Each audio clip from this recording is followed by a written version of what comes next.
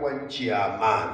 Tunaombea uchaguzi wa serikali tarehe 29 mwezi huu wa 10. Bwana ukawe wa amani, na baada ya uchaguzi ukaibakisha Tanzania kuwa taifa la amani. Asante Bwana kwa ajili ya watumishi wako. Tunaachana katika mikono yako. Mambo yote waliotufanyia, Bwana Mungu wabariki.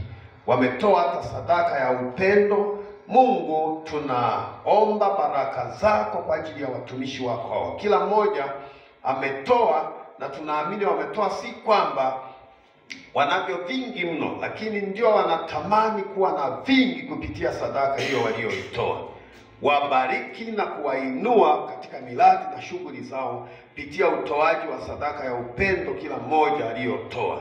Neema yako Bwana Yesu ikawafunike watoto wako wanapoondoka mahali hapa kurudi majumbani. Wengine wataenda mbali, wafunike kwa damu yako, na wengine wataenda karibu, wafunike kwa damu yako. Mfalme, watakapokuwa wakiendelea na majukumu yao katika familia zao na katika makanisa yetu, Mungu ukawabariki. Yesu asifiwe.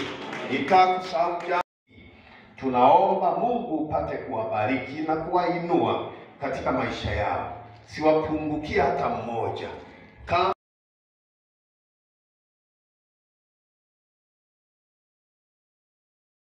Wa assembly pamoja na kamati yote ya assembly kwa